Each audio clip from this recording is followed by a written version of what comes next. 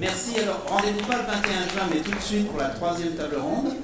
Donc, je demande à Nicolas Gary de monter sur la scène avec, je le rappelle, Samantha Lailly, Marc-Antoine Boisdin, Corinna Geffner, Vincent Menadet, Vincent Montagne qui sont sans doute là, et Marie Sédier qui reste sur scène.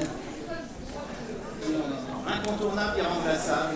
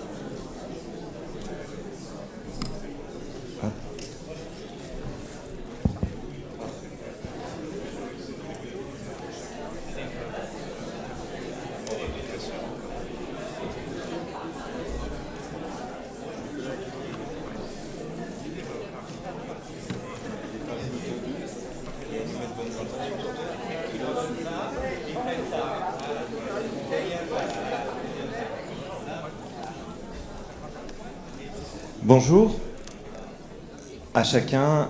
Il n'y a pas que le rouleau compresseur du président de la République à l'égard de la réforme de la sécurité sociale des auteurs qui nous pousse. Il y a les contraintes horaires qui nous imposent de finir le plus efficacement possible. Je vous propose tout de suite de prendre la suite de cette table ronde. Autour de moi, je vais commencer par l'extrême gauche, celle que je préfère. Je ne parlais pas d'orientation politique. Marie Sédier, donc présidente de la SGDL. Samantha Bailly, présidente de la Charte des auteurs et illustrateurs jeunesse. Marc-Antoine, mon cher Marc.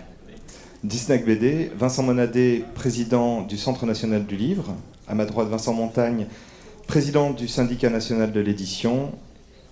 Et à mon extrême droite, qui l'a vraiment pas fait exprès, la pauvre, Corinna Geffner, de l'ATLF, l'Association des traducteurs littéraires de France.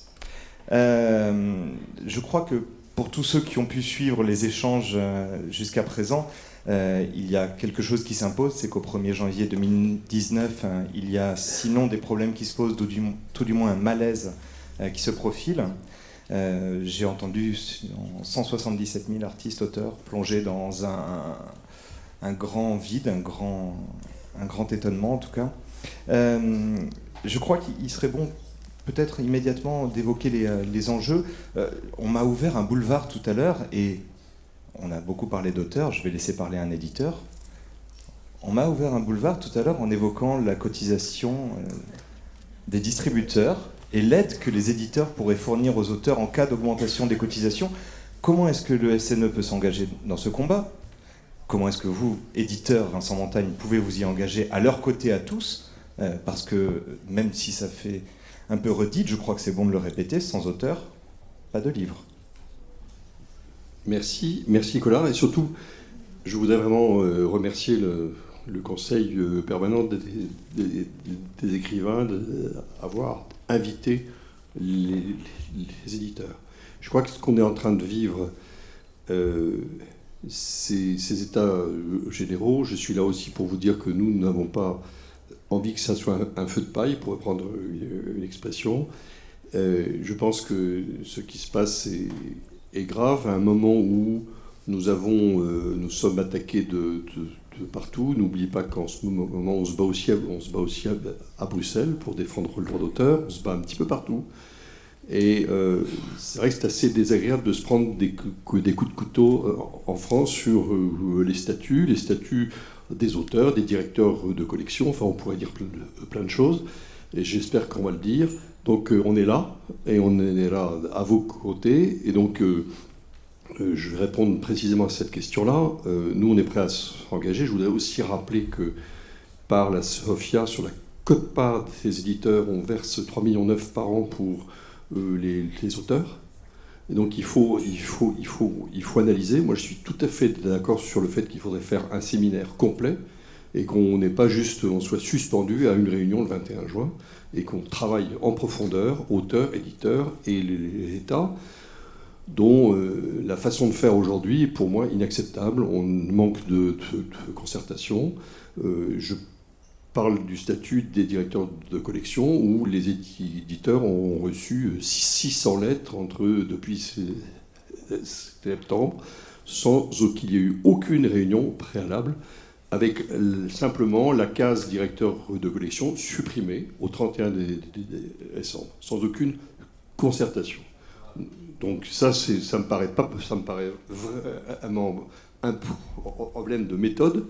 Et donc je voudrais qu'on réfléchisse pour qu'on se mette autour d'une table, pour qu'on évoque cet équilibre dans la profession. J'entendais dire que le monde de l'édition se porte bien, que les auteurs vont mal. Je voudrais redire qu'il y a 60 maisons d'édition à vendre.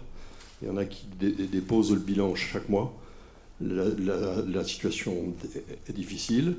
On compense en partie par une surproduction, qui est un problème pour les auteurs et la rentabilité de toute la chaîne. Donc c'est une situation complexe sur laquelle on surnage d'un certain nombre de maisons d'édition, et je pense que je suis bien placé aussi pour savoir qu'il y a des maisons d'édition qui ne sont pas très en forme.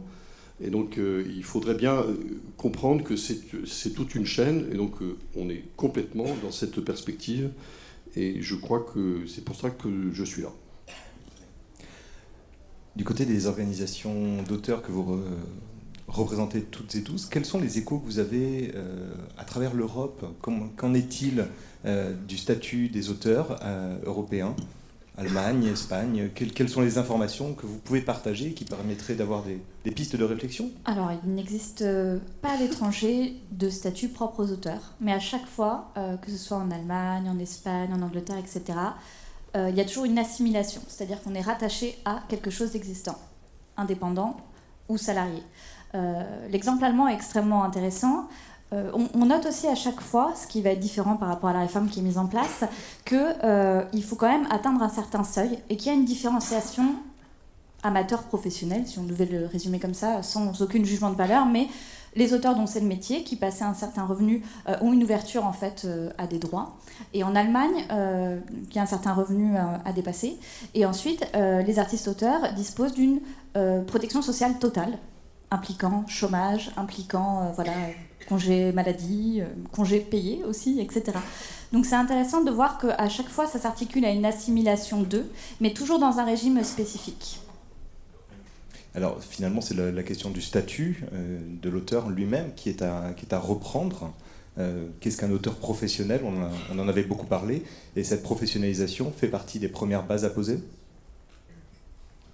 Un auteur professionnel, bon, il est défini par l'affiliation à la GESA, hein, pour le moment. Donc c'est quelqu'un qui gagne plus de 8 764 euros, hein, je crois. Je vous rappelle que par an, bien sûr. Par an. Oui, hein, par an et brut. Et je vous rappelle que cette somme est inférieure au seuil de pauvreté. Donc un auteur professionnel est quelqu'un qui gagne en dessous du seuil de pauvreté. Je vous rappelle aussi que 41% des auteurs dits professionnels gagnent moins que le SMIC. Donc voilà, c'est le seul moyen qu'on ait d'identifier les auteurs professionnels. L'auteur, c'est un hybride. Il est ni salarié, mais il est assimilé à ni indépendant, ni intermittent. Il est le premier maillon de la chaîne dont dépend finalement toute une industrie, hein, que ce soit les éditeurs, que ce soit les attachés de presse, les diffuseurs, les critiques, les libraires, les bibliothécaires, etc. Et c'est le maillon le plus faible. Donc je pense que toute la profession doit se pencher sur le malade aujourd'hui, parce qu'il y a quelque chose qui ne va pas. Vincent a parlé tout à l'heure de cette surproduction. Les auteurs, toutes les éditions, mais surtout les auteurs, sont malades de cette surproduction. C'est-à-dire que nous travaillons pendant des années à écrire des livres ou à les illustrer ou à photographier, etc., des livres qui, quelquefois, n'arrivent même pas sur la table des libraires. C'est-à-dire des livres qui ne génèrent aucun droit d'auteur. Ils vont au mieux générer un avaloir, mais pas toujours, hein, puisqu'on s'aperçoit qu'il y a de moins en moins d'avaloirs. Et souvent, ils vont directement être pilonnés. Ça pose quand même un problème, ça. Donc moi, ce que j'aimerais, et bon, il va y avoir un tome 2 à ces états généraux, c'est qu'on mette à plat cette histoire de surproduction et qu'on voit tous ensemble ce qu'on peut faire. Et puis, on a abordé tout à l'heure cette histoire d'outils de sortie de caisse. Je sais, Vincent, que tu es d'accord pour l'imaginer, pour le mettre en œuvre. Ça devient urgent de savoir quand un livre est vendu. Ne serait-ce, pour les éditeurs comme pour les auteurs. Il est urgent qu'il y ait plus de transparence dans ce milieu. Vraiment, encore une fois, il faut qu'on se penche tous sur le problème. Alors, peut-être pour revenir sur ce que disait Samantha, c'est extrêmement intéressant, effectivement, de voir comment les choses se passent ailleurs qu'en France. Et ça permet de voir aussi, de façon très claire, à quel point c'est toujours lié à une histoire très particulière. À un rapport à la négociation collective aussi, aux syndicats. Voilà, il y a vraiment à chaque fois des situations très spécifiques. Et donc, on le voit bien quand on examine la situation, rien n'est jamais transposable immédiatement d'un pays à l'autre. Et donc, c'est plutôt une base de réflexion extrêmement intéressante, mais en tout cas, ça ne nous offre pas réellement, ou en tout cas pas immédiatement, de pistes pour d'éventuels changements. Je crois que ce qui m'a frappé quand on a commencé à réfléchir à cette question, c'est un peu son côté vertigineux. Dès qu'on parle d'un régime d'auteur, on a cette particularité que je trouve très intéressante et très subtile, c'est qu'on est assimilé à des salariés, mais nous ne sommes pas des salariés. Et donc il y a quelque chose qui s'est construit au fil des décennies de manière extrêmement intelligente et qui a essayé au mieux, avec les divers acteurs, de comprendre là quels étaient les points de faiblesse et d'y remédier. Alors c'est un édifice complexe, c'est un édifice qui peut paraître assez baroque à beaucoup, mais qui a le mérite d'avoir été un édifice construit sur la pratique, en fait. Et je crois que ce qui nous inquiète tous aujourd'hui, c'est que si on tire sur quelque chose, paf, la construction extrêmement subtile et intelligente risque de s'effondrer et de nous laisser très démunis.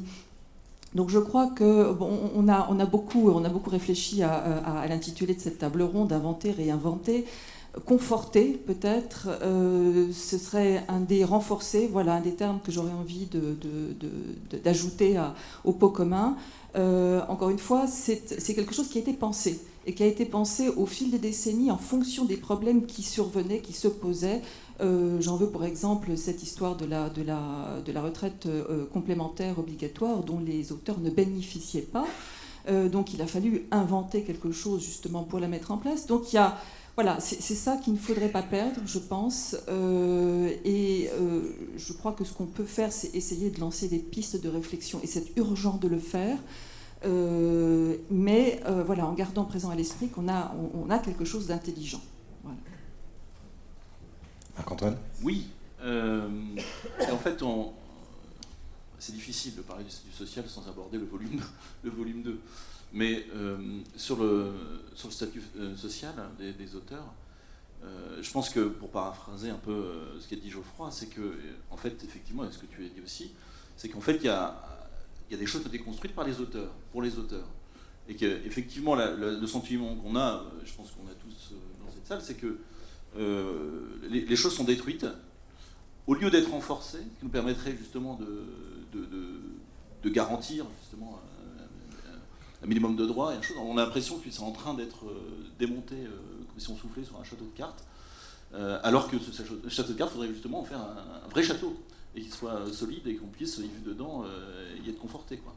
Voilà. Mais sinon, évidemment, je rejoins le fait que le statut social, le renforcer plutôt que de le réformer. Je sais que tout le monde tient à la réforme ici, visiblement. Mais en tout cas, qu'il faut absolument le faire, évidemment, en concertation des organismes d'auteurs, parce que nous sommes ceux qui ont le retour possible des auteurs, et donc de la réalité de ce qu'est le métier d'auteur. Voilà. Donc ça va dans la suite. Juste un tout petit point de détail. On a parlé de ce rapport de juin de l'IGAC de juin 2013. C'est intéressant de se repencher sur le libellé de ce rapport. L'unification des organismes de sécurité sociale, des auteurs, des artistes-auteurs, et la consolidation du régime. Donc déjà, en 2013, le problème se posait. Il y a une fragilité avait été identifiée. 2013, il y a 5 ans. Et depuis, les choses n'ont fait que se dégrader. Donc c'est pas quelque chose qu'on découvre. C'est quelque chose qui est bien ancré dans nos populations. Ce qui est certain quand même, en revanche, tout le sens de cette réforme, je pense qu'on la comprend très bien.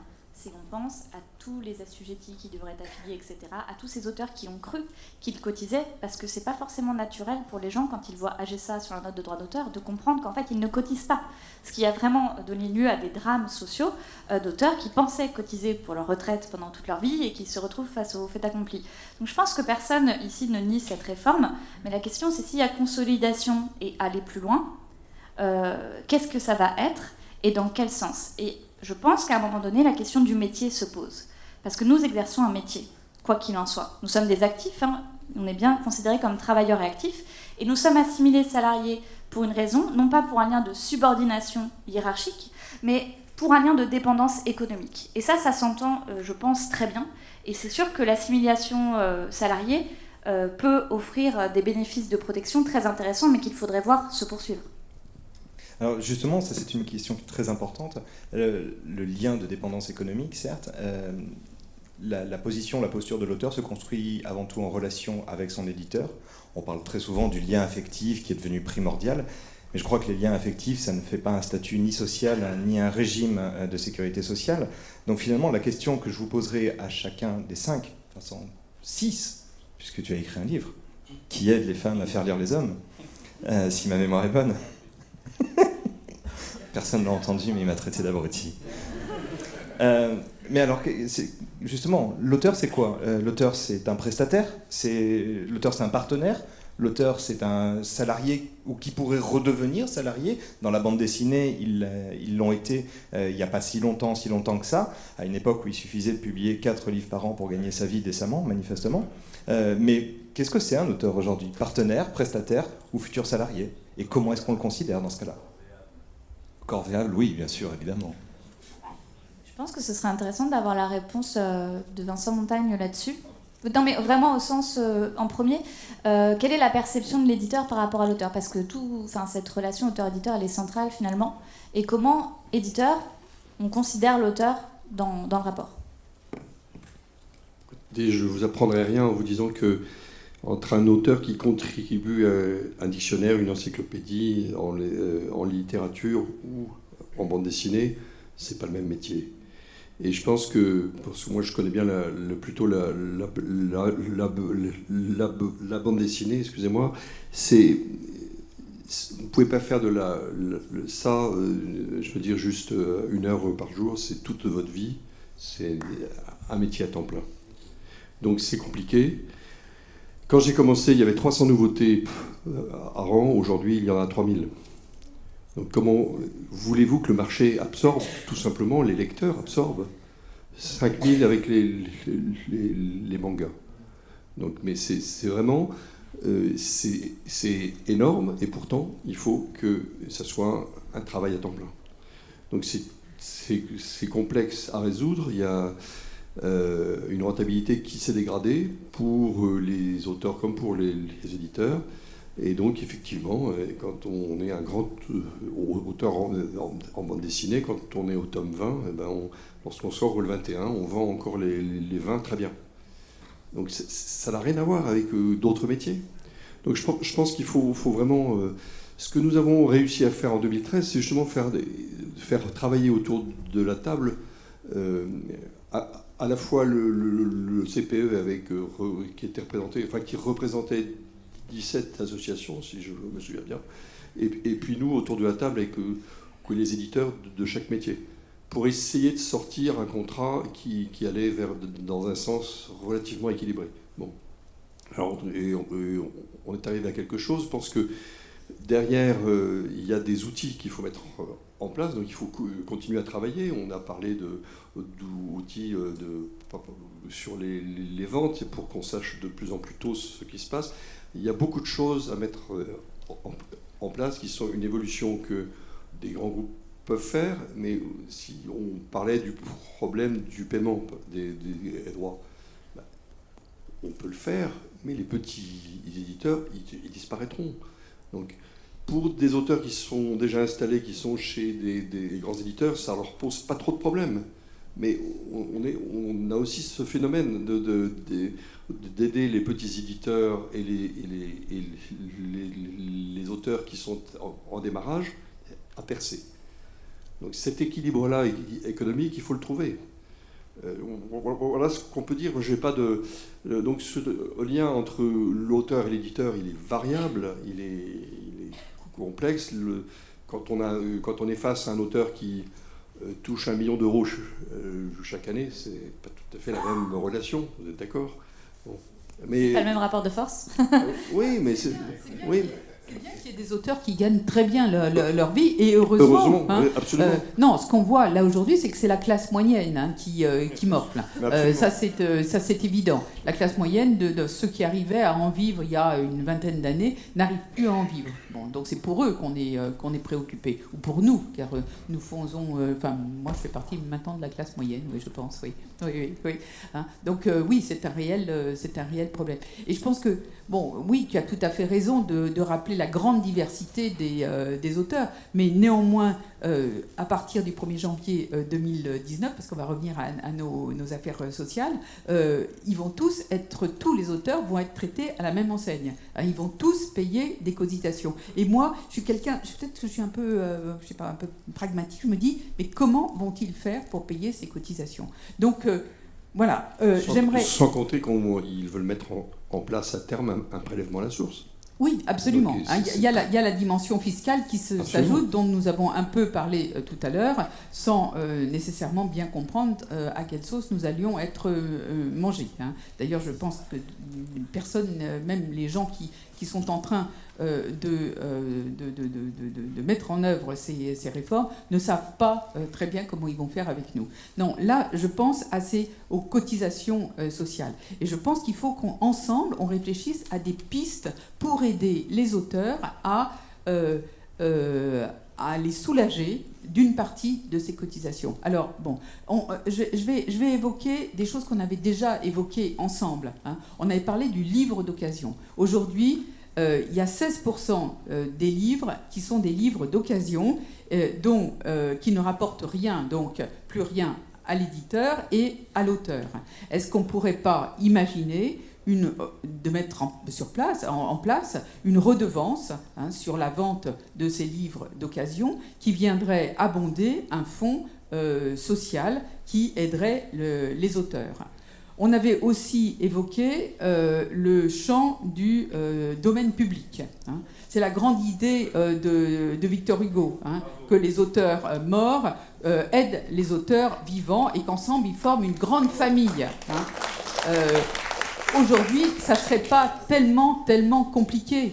Un pouillème de contributions sur ces sommes qui arrivent chez un certain nombre d'éditeurs pourrait aussi aider les auteurs. Et puis, en discutant ensemble avec les présidents des autres associations, on se disait, mais pourquoi pas une redevance sur la vente des livres aussi minuscule, mais il y a quand même aujourd'hui, il y a combien de livres ont été vendus l'année dernière? 400 000 le livre. Beaucoup. Pardon? Beaucoup. Manifestement, voilà, vu que ça paye pas assez les auteurs. Beaucoup. Un infime pourcentage prélevé sur la vente de ces livres pourrait aider les auteurs. Et puis la dernière piste, c'est quand même une augmentation de la cotisation diffuseur qui, effectivement, a augmenté de 0,01% il y a, je ne sais plus quoi, il y a une dizaine d'années, mais qui, autrement, n'a pas bougé depuis 1977, 1,1%. Est-ce que ça ne pourrait pas être revu à la hausse? Il y a eu aussi la possibilité d'augmenter les taxes sur les cigarettes. C'était destiné à aider les libraires il n'y a pas si longtemps que ça. Peut-être que ça peut marcher pour les auteurs. Je suis ravi que Marie ait dit ça parce que je pense que globalement, c'est la chaîne qui ne va pas bien. Et que globalement, elle ne va pas bien parce que nous atteignons finalement un seuil et nous descendons depuis des années de vente de livres que nous ne redépasserons pas, à mon sens. Et si la chaîne ne va pas bien, il y a des questions à poser sur comment elle peut aller mieux. Alors, le livre d'occasion, c'est une piste, le domaine public, c'en est une autre, mais il y a aussi quid de la remise de 5 qui est prévue dans la loi Lang. Que fait-on de cette remise de 5 pour le consommateur? A-t-elle encore aujourd'hui un sens? Est-ce qu'on ne peut pas faire autre chose des cartes de fidélité des libraires que cette remise de 5 qui enlève à tout le monde 5% de la valeur? Quid de la TVA? On a une TVA effectivement très privilégiée sur le livre à 5,5. Mais il y a une TVA plus basse aussi. Il y a une TVA à 2 qui existe. Est-ce qu'on ne peut pas gagner quelques points en plaidant pour ça? Et quid surtout des nouveaux entrants dans nos marchés qui les ont perturbés, qui les ont fracturés, qui se sont gavés avec nos productions? Parce qu'un écran vide, personne ne le regarde. Vous pouvez avoir le meilleur moteur de recherche du monde, si vous ne mettez pas de contenu derrière, personne ne va l'ouvrir. Donc quid de cette formidable taxe qui pourrait arriver sur les GAFA, qui servirait forcément les producteurs de contenu, puisque ce à quoi on assiste, c'est un pillage des producteurs de contenu. Ça fait des années qu'on assiste à un pillage des producteurs de contenu, puisque ces GAFA ne tiennent que par les contenus qu'elles proposent. Or, elles ne reversent pas de droits aux producteurs de contenu. Il y a eu un débat parlementaire la semaine dernière sur les droits voisins pour la presse, à l'Assemblée nationale, proposition de loi La République En Marche de mémoire, sur les droits voisins pour la presse, mais cette question elle est beaucoup plus large. Qu'est-ce qu'on fait de ces gens qui aujourd'hui ont les sociétés les plus rentables du monde et auxquels on ne demande rien en termes de rétribution des contenus sur lesquels ils font leur argent? Donc il faut envisager que Facebook demain participe à la cotisation de la sécurité sociale des auteurs. Mais Mark Zuckerberg est à Paris, je propose qu'on l'invite, on lui posera la question directement. Oui, on l'attend. Justement, parlons des bonnes nouvelles et puis des possibilités de bonnes nouvelles, Vincent.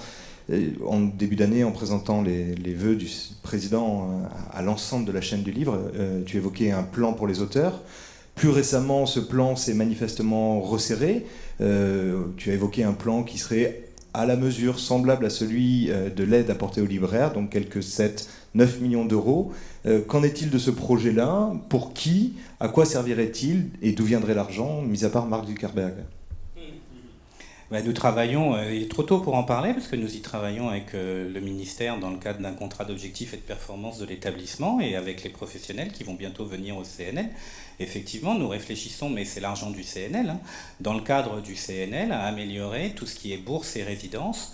Nous avons fait plusieurs... C'est un établissement qui n'a pas de puissance normative, mais qui peut mettre en place des bonnes pratiques et qui a fait des avancées que je crois réelles. Suite au rapport de Pierre Assouline, il y a eu la rémunération des traducteurs, d'abord à 18 € le feuillet, puis à 21 € le feuillet, pour pouvoir avoir des aides du CNL.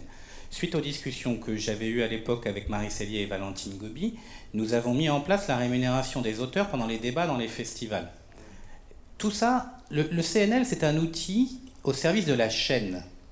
La chaîne, c'est les auteurs, les éditeurs, les libraires, les organisateurs de manifestations littéraires. Et tout ça, l'argent que nous avons doit être distribué le mieux possible au profit de la chaîne.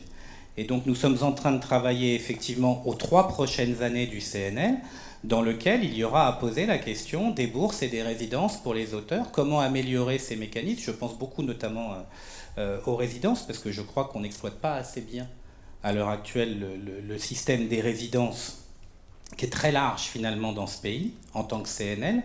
On ne l'utilise pas assez pour en faire un revenu, alors est-ce qu'il est complémentaire, accessoire, connexe, mais enfin un revenu connexe pour les auteurs, de façon à pouvoir accompagner, comme nous l'avons toujours fait, les auteurs dans la création, sachant que moi je fais une différence entre les bourses et les résidences. Pour moi, les bourses, c'est vraiment une aide à la création directe. On les lie, nous, à nos soutiens aux résidences. Et je pense qu'il y a une déconnexion à établir. Alors là, je lance mon idée à moi. Il faut qu'elle soit mise en débat, évidemment, avec toute la chaîne. Mais une résidence, c'est autre chose. Une résidence, c'est l'occupation d'un territoire et donc le retour vers les publics, pas que de la création. Et donc il y a déjà une déconnexion toute simple à faire entre... C'est pas parce que vous avez une bourse que vous ne pouvez pas avoir un crédit de résidence.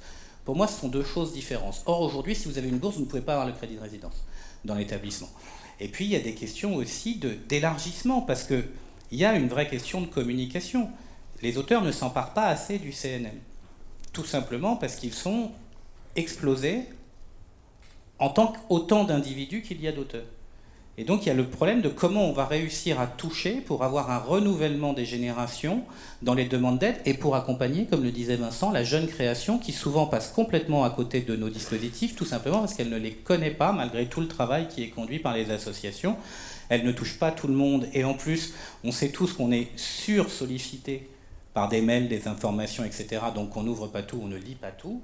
Et donc, il y a toute cette question de comment la jeune création arrive au CNL, qui est un établissement qu'aujourd'hui elle connaît peu ou mal. C'est clair pour tout le monde ? Merci. Je reprendrai concernant les associations d'auteurs. On a évoqué le terme de corporation et du poids que ça permettrait d'avoir. L'absence, le mépris, c'est presque synonyme, je crois, aujourd'hui, des différentes personnes qui sont liées à ces dossiers sociaux pèsent lourdement. Est-ce que le CPE doit se muscler en tant que tel pour partir plus à la charge, agir plus fortement et faire en sorte que, oui, cette image de l'auteur solitaire, isolé, très bien, très jolie. Maintenant, comment est-ce qu'on passe à l'action ? Comment est-ce que les auteurs, à travers le CPE, qui peut être une solution, font plus pour frapper plus fort et être sûr d'être entendus ? Je pense qu'il y a eu un mouvement complètement inédit avec Paye ton auteur au mois de mars, qui n'était pas organisé, mais qui était spontané, où l'évolution qu'on voit, c'est aussi comment une forme de solitude dans laquelle on est maintenant vraiment brisée par les réseaux sociaux et par notre communication directe, on va dire.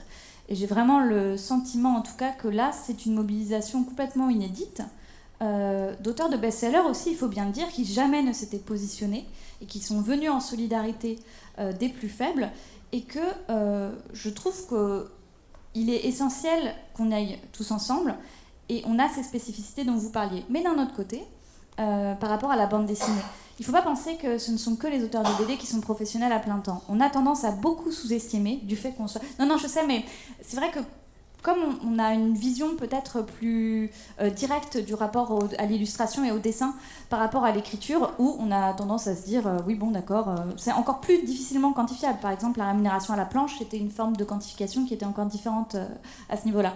Il y a c'est un métier en fait d'être auteur, et à ce niveau-là, j'ai l'impression en tout cas que c'est un métier qu'on doit défendre là tous ensemble, parce qu'il ne s'agit que de ça. La question du temps, elle est essentielle. Bien sûr, il y a des auteurs qui, à un moment donné, vont écrire une œuvre pendant 10 ans en parallèle d'autres choses, et ça va très bien marcher. C'est un cas de figure qui existe.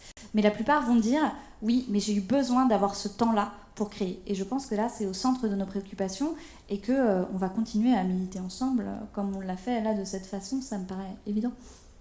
Je pense que c'est une question qui est vraiment au cœur de nos préoccupations à l'heure actuelle et qui demande, je crois, une réponse un peu, là aussi, avec des diverses perspectives.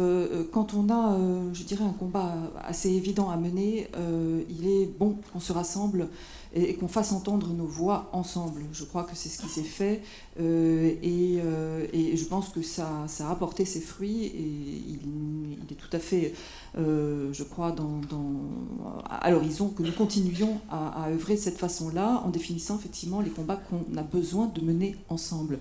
En même temps, il y a tout un travail qui se fait au travers d'associations spécifiques, des associations d'auteurs. Et si ce travail n'est pas fait sur le terrain au quotidien, au travers d'une action très particulière, très ciblée, on ne se fera pas entendre, je dirais, collectivement. C'est-à-dire qu'il faut, pour que les auteurs adhèrent, il faut qu'il y ait quelque chose qui ait été construit, un ciment, quelque chose du liant, qui soit le résultat aussi de l'action des différentes associations d'auteurs. Je pense par exemple, puisque je suis à la TLF, tout le travail qu'on fait sur la visibilité du traducteur, si le traducteur ne prend pas conscience à un moment donné, par le biais de cette action menée par l'association, qu'il est un auteur et quel auteur il est, parce que ce n'est pas si évident que ça pour le grand public, on n'arrivera pas à le mobiliser. Donc il y a tout... en fait, il faut conjuguer différents niveaux d'action.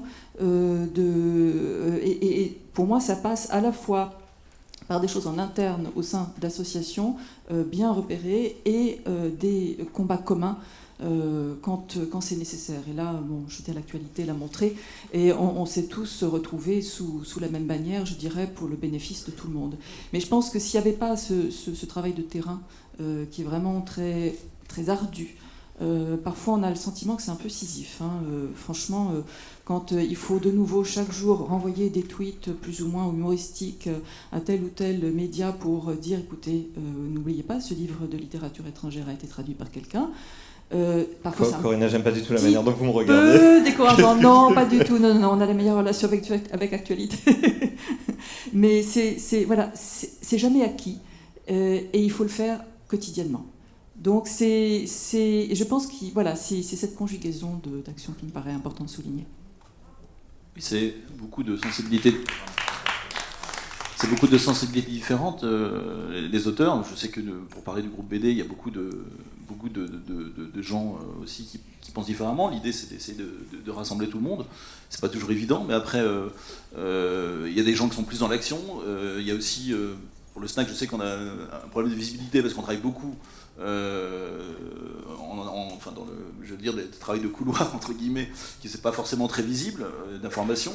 Et je sais qu'il y a beaucoup d'auteurs qui sont frustrés par rapport à ça, qui aimeraient qu'on soit plus incisif et tout ça. Après, il y a des réalités qui font qu'on n'a pas toujours les leviers, mais effectivement, on arrive malgré tout, même entre organismes, entre organisations professionnelles, quand on a, il y a un combat, on communique entre nous, il y a ça qui se passe, c'est pas normal, on réagit, ok, on réagit, paf, et ça porte ses fruits, quoi. Je crois. Je voudrais juste dire un petit mot. Il existe dans ce pays, qui est une démocratie parlementaire, deux outils qui, à mon avis, ne sont pas assez utilisés par les auteurs, qui sont l'Assemblée nationale et le Sénat. Lord Darcos est là. Une loi, ça s'amende.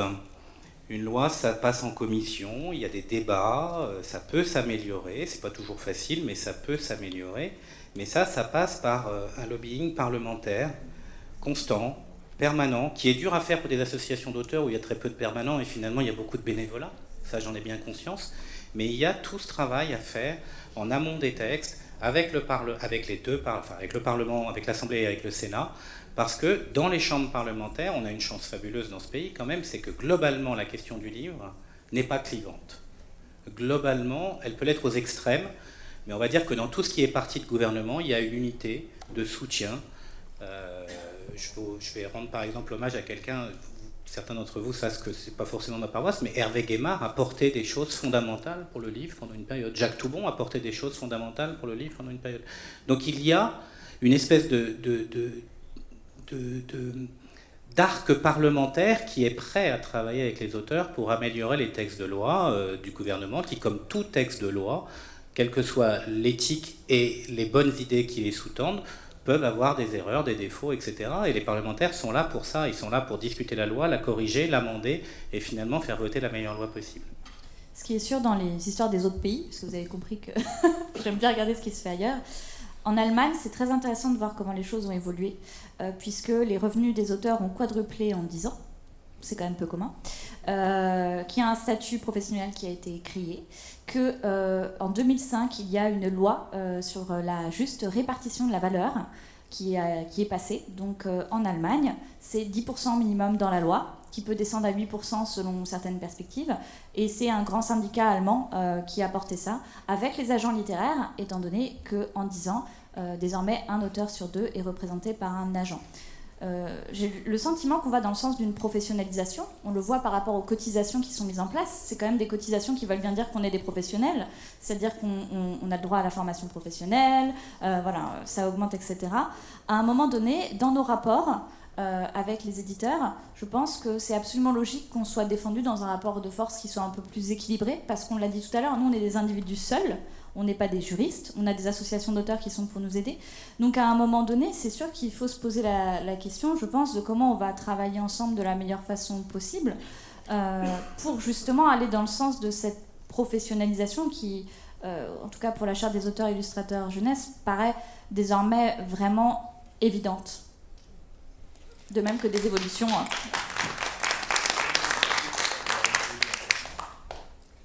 Je voulais juste Oui. rebondir sur ce qui avait été dit. Oui, ensemble, on l'est. La preuve, c'est l'organisation de ces états généraux avec l'aide du CNL. Merci Vincent.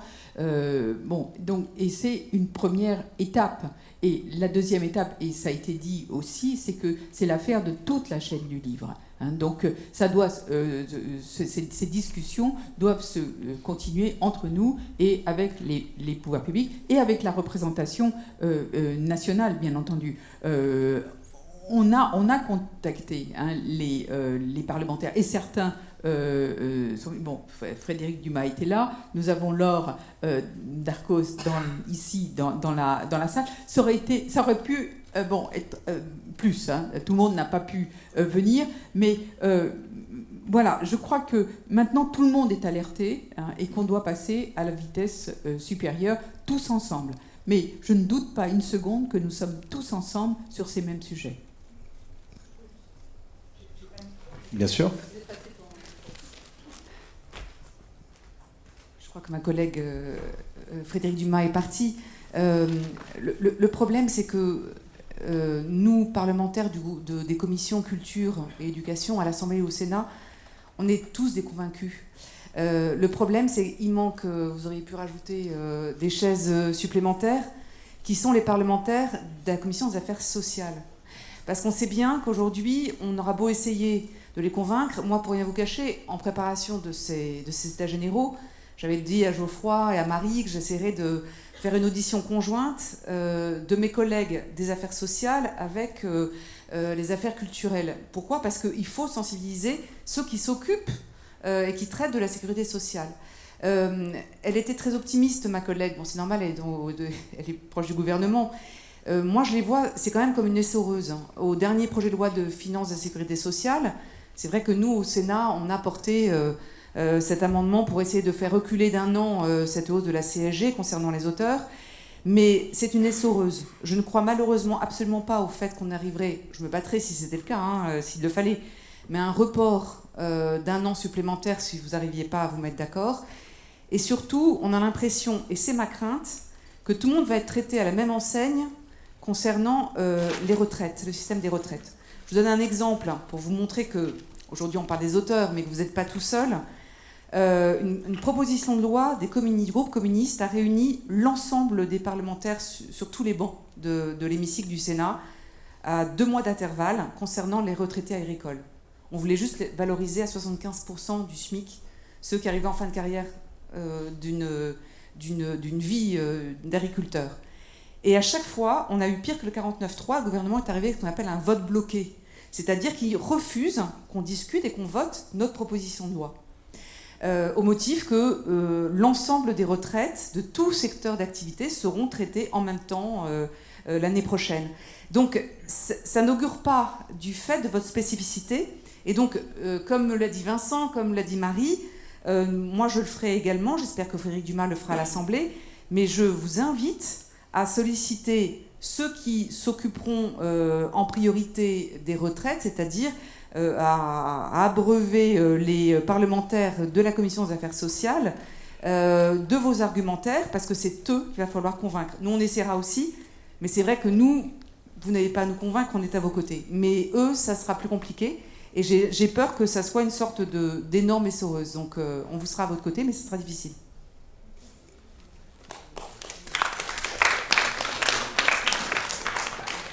On hésite à applaudir du coup. Non, mais c'est bien à un Premier ministre de faire en sorte que ces ministres se parlent et que les services travaillent ensemble. Là, il y a quand même un problème qui reflète un manque de volonté politique, me semble-t-il. Ou alors tout le monde est noyé. Hein. Ça relance le problème du Premier ministre professionnel ou Premier ministre. Non, il est auteur. D'ailleurs, il faut demander à Emmanuel Macron s'il est affilié aux AGSA. Oui. Je sais pas, ça fait plusieurs fois que j'entends manque de volonté politique, mais j'ai l'impression qu'il y a une volonté politique, sauf qu'elle n'est pas du tout dans notre sens. Tout simplement, quoi. Ça sans doute raison. Donc on va profiter du fait que je n'ai pas eu besoin de proposer au public de prendre la première question, merci Madame Darcos, pour suggérer au public de prendre et de s'emparer de la deuxième. 1, 2, on commence par 2, 3, évidemment. Oui, Pierre-André Tanet, président du SNAC. Je voulais simplement ajouter que je suis ici comme président du SNAC, mais aussi comme compositeur. N'oublions pas que vous avez le soutien, bien sûr, de tous les autres auteurs, et que je pense qu'on doit être unis. Je pense qu'il y a un temps pour la concertation, comme l'a dit tout à l'heure la députée, mais ce temps, il va être limité, parce que je pense qu'on est en train de se faire avoir. Je pense que le temps presse. Il va y avoir un temps aussi, à mon avis, pour la révolte, et il va falloir la sonner tous ensemble, parce que c'est important. J'ai l'impression qu'on est encore un petit peu trop mou et qu'il va falloir passer à la vitesse supérieure. Je ne sais pas comment. Pierre, ouais, on n'est pas trop mou. Parce que là, on a l'air hyper calme. Mais en fait, on réagit vachement. C'est juste parce c'est la table ronde, on discute. Benoît. Oh, non, pas grave. On a encore au moins 8 minutes. 7 minutes 30. Bonjour, Cécile Deniard, je suis traductrice. Ça va prolonger un petit peu les réflexions. Le titre de la table ronde, c'était réinventer le statut social. Je suppose que dans les possibilités, il y avait peut-être faut-il sauver le statut social des auteurs. Parce que moi, j'ai l'occasion de faire des formations auprès de jeunes traducteurs. Et jusqu'à présent, je leur racontais une belle histoire. Je leur racontais, dans les années 70, on a créé un service spécial à la sécurité sociale, et puis la profession s'est structurée, des associations ont émergé, on a eu, et puis récemment, la retraite complémentaire, la formation, le droit de prêt, etc. Et là, et j'ai appris, moi, très récemment seulement, la disparition peut-être programmée, ou en tout cas déjà l'atrophie de la GSA. Et pour moi, j'en fais une histoire personnelle. J'ai l'impression qu'on m'a pris quelque chose. Alors, tous les auteurs n'ont pas eu des rapports délicieux avec la GSA, mais quand même, c'était notre interlocuteur. On savait qu'on rentrait dans une case, nous qui ne rentrons dans aucune case, pratiquement, ni salariés, ni indépendants. La GSA, c'était quelque chose. Quand je devais justifier de mon statut, je sortais mon papier qui disait que j'étais affiliée à la GSA. Donc, là, il se passe quelque chose pour moi où d'un seul coup, le sol se dérobe sous mes pieds. Et alors, cette table ronde est très positive, j'entendais tout à l'heure, en tout cas, on cherche des pistes. Marie Sellier et Vincent Monadet qui cherchaient où on pouvait trouver de l'argent pour améliorer notre statut. Mais tout ça, en même temps, n'a de sens que si on admet qu'il faut continuer à préserver la spécificité d'un statut. Or, on entend depuis tout à l'heure cette disparition de la GSA. pour moi, c'est effectivement la lame de fond qui peut nous emporter, qui est l'égalisation de tout. Et on sait bien que la volonté politique, elle est là. Donc moi, voilà, c'était l'alerte, si vous voulez, vous dire mon attachement viscéral à tout ce qui fait notre spécificité, en particulier la GSA, donc qui peut continuer à avoir un rôle. On parlait tout à l'heure des revenus connexes. Par exemple, les diffuseurs aujourd'hui s'affilient auprès de la GSA. Il y a encore des rôles qu'il va pouvoir continuer à jouer et j'espère longtemps. Merci beaucoup.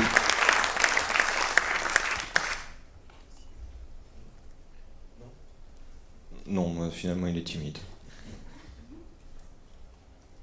Il y avait une autre question qui était sollicitée. Ah. C'est moins une question qu'une observation pour rebondir sur ce que disait Lord Arcos à propos de la manière dont la profession s'organise, ce que disait Vincent sur la petite leçon, mais prenons-le comme ça, de Vincent, sur la manière d'être plus fort au niveau politique. Je crois qu'il y a une question de fond, c'est que la manière dont l'écosystème culturel s'entretient à l'intérieur de lui-même pour se persuader qu'il va maintenir l'ensemble de ses bonnes relations avec la rue de Valois et vice-versa. Alors, un jour on est content du ministre, un jour on l'est moins, peu importe, ça c'est conjoncturel. Mais il y a une espèce d'auto-entretien de l'écosystème culturel, et je le dis à mon corps défendant, je ne veux pas dire quelque chose de forcément aimable pour nous-mêmes, mais il faut qu'on en sorte de ça, parce qu'on n'y arrivera pas. C'est-à-dire, je pense, d'ailleurs je l'avais dit au Conseil permanent des écrivains, je pense que, certes, on les a entendus, les représentants de la rue de Valois aujourd'hui, certes, on a entendu Frédéric Dumas, on entend Lord Arcos aujourd'hui, il y a peu finalement de différences politiques selon les majorités de gauche, de droite, du centre qui se succèdent, sauf qu'à chaque fois on passe à côté du vrai sujet en termes de lobbying. C'est pas tellement les parlementaires en général, c'est en effet les affaires sociales, Bercy et le Premier ministre. Et je crois qu'on a un travail à faire considérable, parce que je suis beaucoup plus inquiet qu'avant sur le consensus français qui existait dans le domaine de la protection des politiques culturelles. Et je le vois parce qu'à la SCAM, parce que je suis directeur de la SCAM, pour ceux qui ne le sauraient pas, on a différentes... on voit comment fonctionne l'audiovisuel, le cinéma, le livre, la photographie, etc. Et on voit que ce consensus se brise. Donc là aussi, pas d'illusion. C'est-à-dire que ce n'est pas tellement le milieu culturel lui-même qui s'inquiéterait de lui-même avec des inquiétudes à voir de la rue de Valois. Moi, je le redis. Je pense qu'il y a des moments plus ou moins compliqués dans nos relations avec le ministère de la Culture. En revanche, ce que je crois, mais c'est juste un cri du cœur, mais une manière aussi de nous organiser, il faut qu'on apprenne substantiellement plus à parler à tout le monde et pas juste à la rue de Valois. Voilà, une fois pour toutes. Et je crois que là, il y a un travail considérable à faire. Je discutais l'autre fois avec pas une des moindres parlementaires qui me disait, mais je vais poser une question, alors écrite, on n'est pas sorti de l'auberge, parce que la question écrite, c'est 6 mois, une question écrite à Madame Nyssen. Ça sera la 25e question écrite d'un membre de la Commission des affaires culturelles du Sénat à Madame Nyssen, ce qui ne servira strictement à rien. Et je lui ai expliqué qu'il fallait que si elle interpelle quelqu'un, c'était Agnès Buzyn, le Premier ministre. Voilà, et je le dis parce que je pense que c'est une première étape. Je suis très content, puisqu'on est au CPE, de faire tout ce qu'on a fait aujourd'hui. Je pense que c'est formidable, c'est une très belle journée, mais je crois que c'est ça un des enseignements que nous devons avoir, parce que c'est très confortable à ce moment-là au gouvernement, au Premier ministre, au Président de la République, de nous renvoyer vers notre ministère de tutelle, lequel ministère est conjoncturellement faible dans notre pays, même s'il est plus puissant en France qu'ailleurs. Enfin, voilà ce que je voulais dire. C'est pas une question, mais c'est un élément pour avancer. Mais Hervé, de toute façon, on avait invité aujourd'hui les affaires sociales. Non, mais on avait invité la sécurité sociale. Donc on s'est vraiment adressé à eux. Le problème, et ça dure depuis je ne sais pas combien de temps, on n'a aucun moyen de les faire venir. Donc demain matin, on va brûler des livres devant le ministère des Affaires sociales. C'est normalement via le président de la République et le Premier ministre d'abord et le président de la République. Donc tu as peut-être raison, il n'y a pas une volonté politique de s'occuper de des problèmes de l'édition, hein, ça c'est évident. Mais Marie, c'est vrai que les services du ministère de la Culture ont toujours été présents. Force est de constater que moi, dans mon activité syndicale, jamais le ministère des Affaires sociales et de la Santé n'était présent. Donc je veux bien qu'on tape pas dessus, mais à un moment donné, c'est quand même leur responsabilité aussi. C'est à eux aussi à venir. Ils sont pas là, puis on va dire, on va pas taper dessus, ils sont pas là. Mais si, justement, on va taper dessus parce qu'ils sont pas là. Je pense que c'est important, quoi, aussi. Denis Bajram a une solution. Non, j'ai pas de solution. Donc, état généraux de la bande dessinée, un peu snack, et puis surtout Payton d'auteur depuis quelques temps. Ce qui se passe sur les réseaux sociaux, la colère qu'on a vue s'exprimer chez plein d'auteurs, elle n'est qu'un tout petit morceau de l'énorme colère que nous, on voit jour après jour dans les festivals, dans les salons, chez tous les auteurs précarisés. Je pense qu'on peut le dire ici face aux représentants du gouvernement qui sont encore là. Si cette colère explose, si elle dépasse les quelques revendications à boycotter ici ou là, etc., et qu'elle s'unifie, les réseaux sociaux vont être remplis de dessins, de textes contre ce gouvernement. Je pense que le danger, il est aussi là pour ce gouvernement. Il doit le comprendre, les affaires sociales doivent le comprendre. S'il y a une chose que nous savons faire, c'est parler, dessiner, chanter notre colère. Si, chanter aussi. Non, c'est parce que j'ai vu le compositeur. Et c'est important, je crois qu'aujourd'hui, les organes d'auteurs, on a retenu cette colère. On l'a empêché de s'exprimer parce qu'on pensait qu'il y avait des solutions. Nous, on commence à douter qu'il y en a, de plus en plus, faut être honnête, entre nous, quand on se voit, que les portes sont fermées, on fait « eux, ils vont nous mettre, eux, ils vont nous mettre, eux, ils vont nous mettre », parce qu'on n'est pas poli quand les portes sont fermées. Et si nous, on arrête de croire à cette capacité-là, à négocier enfin, en effet, un atterrissage, le mot est, qui se passe bien pour nous et qui est en notre faveur et qui même est meilleur que ce qu'on a aujourd'hui, parce qu'en effet, la situation est plus dure aujourd'hui. Si on n'arrive pas à faire ça, l'explosion derrière, on ne la contrôlera pas. Et moi, je veux dire que ce jour-là, le jour où les plus énervés d'entre nous vont aller mettre le feu quelque part, je crois que je jetterai ma casquette de syndicaliste historique et j'irai mettre le feu moi aussi. Parce que la colère, elle est réelle. Voilà. Mais en plus, pour aller dans ton sens, en tant que vice-président d'un organisme d'auteurs, j'ai l'impression de passer mon temps à dire ils vont nous écouter, calmez-vous, ils vont nous écouter, calmez-vous, et jamais on nous écoute. Donc j'en ai un petit peu ras-le-bol aussi d'avoir le rôle du gars qui doit calmer tout le monde, qu'il ne faut pas fâcher personne et tout ça, ils vont en prendre plein la tête, et que les auteurs s'en prennent plein la tête. Moi je souscris complètement à ce que tu viens de dire, Denis. Voilà. Et donc, ça permettra, sur un air de chanson bien connue, à Ça ira, ça ira, ça ira. Merci aux intervenants de cette table ronde, merci à vous d'être restés avec nous jusqu'au bout. Les aristocrates à la lanterne, ce sera dans le tome 2 des États généraux et Pascal va conclure cette demi-journée des États généraux. Merci beaucoup.